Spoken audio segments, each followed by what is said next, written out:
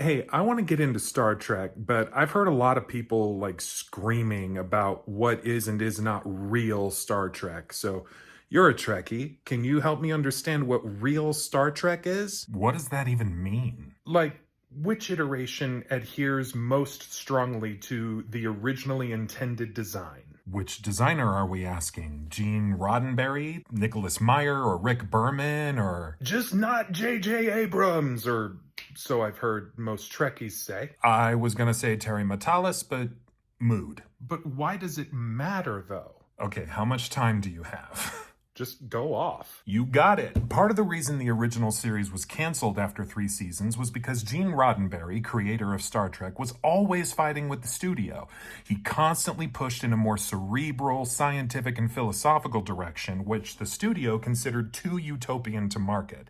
So they pushed for more accessible points of conflict: sex, bad guys, violence. The constant tension hung over the entire production and ratings dropped.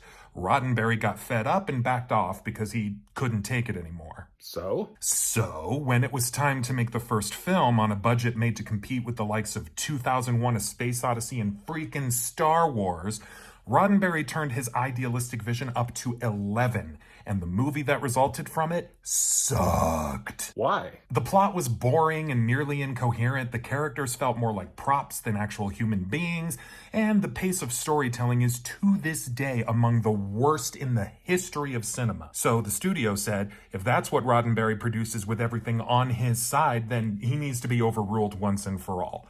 Enter Nicholas Meyer. Who's Nicholas Meyer? The man who wrote and directed Star Trek II: The Wrath of Khan, and almost single-handedly made the world care about Star Trek again.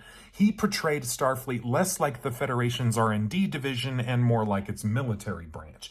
He focused on the characters, their motivations, their fears, their emotions. He did a lot of subtle world building to add layers of context to everything. In short, he made Star Trek relatable again by getting its head out of the 23rd century clouds and giving a 20th century audience something to connect with besides pure sociopolitical aspiration. Why didn't Roddenberry think of that? Well, he was not about a militarized Starfleet. He hated treating it like a navy, hinging plot points on things like the chain of command, galactic politics, and arms races. Roddenberry saw these concepts as emblematic of the very paradigm he created Star Trek to help us get out of. But today, that film is regarded as one of the best pieces of Star Trek ever made.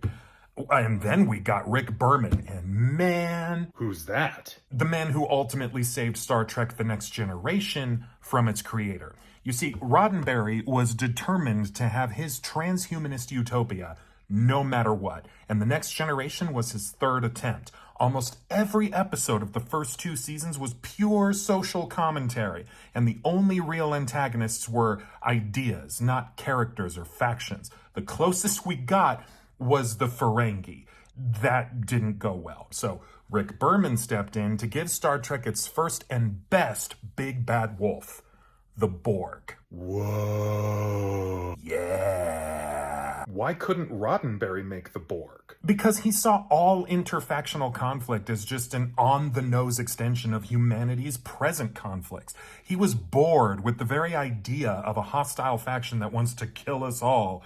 He wanted Star Trek to transcend that idea, to greet our conflicts in the cosmos and in the mirror, not in a cube armed to the teeth and crawling with cybernetic aliens. Is that why Trekkies are mad at J.J. Abrams? No, Trekkies are mad at JJ for turning Star Trek into Star Wars before realizing he should just go make Star Wars movies. Hey, JJ Star Wars ain't real Star Wars. What does that even mean? Hey, you finally get it. Huh? There's no such thing as real Star Trek or Star Wars.